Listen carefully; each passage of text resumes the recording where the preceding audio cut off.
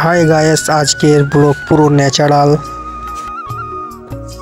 তো সাথে থাকুন আমাদের সাথে। আমরা যাচ্ছি এখন ভিতরে থেকে।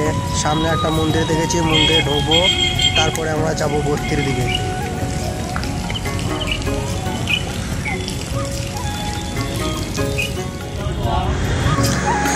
দেখুন গ্রামের দৃশ্য কত সুন্দর, প্রকৃতি ন্যাচারাল, চারিদিকে সবুজ। আমরা যাব এবার বস্তির দিকে, আপনারা আমাদের সাথেই থাকুন।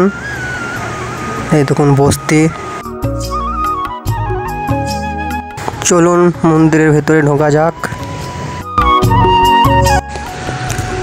দেখি মন্দিরটা ভেতরটা কি আছে। দেখুন সামনে ঢুকতে একটা ঠাকুর, কত সুন্দর পরিষ্কার মন্দির, খুব সুন্দর প্রকৃতি দৃশ্য। চলো যাওয়া যাক। দেখুন বস্তি ঢুকতেই মাটির রাস্তা, কাদা মাটি, এরকম দৃশ্য যেন সময় থেমে যায়। আগে যাওয়া যাক, দেখি বস্তিতে সব কি করছে।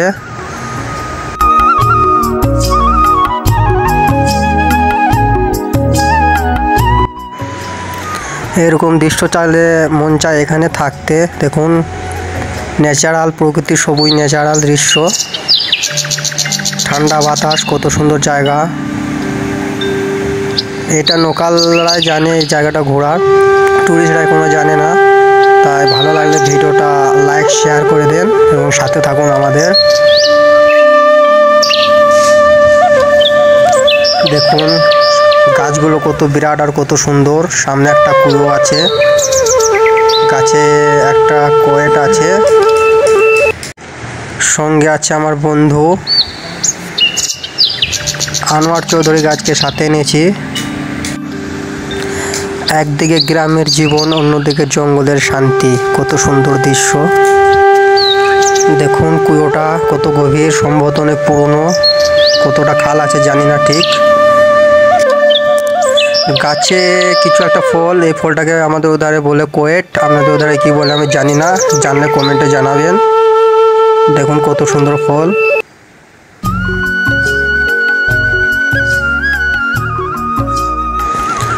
আজকের ব্লগ যদি ভালো লাগে লাইক বাটন প্রেস করো আর সাবস্ক্রাইব করে দাও।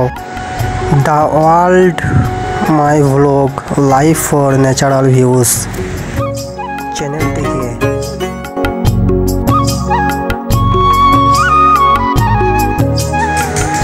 কুয়োটা মনে হয় অনেক পুরাতন।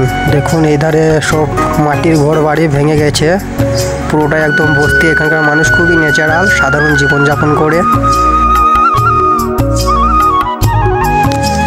আজকের এক্সপ্রেশন কেমন লাগলো? গ্রাম লাইফ আর জঙ্গলের দুটো শান্তি আলাদা। শুধু পাখির ডাক আর বাতাসের আওয়াজ, পুরো ন্যাচারাল ভিউ, খুব সুন্দর লাগছে। এমন জায়গা এলে মন একদম ফ্রেশ হয়ে যায়। আজকের দিনটা ছিল অসাধারণ, অনেক এক্সপায়ার করেছি। তো বন্ধুরা আজকের ভিডিও এই পর্যন্তই। সাথে থাকুন আমাদের চ্যানেলে। টাটা বাই বাই, ভালো থেকো সবাই।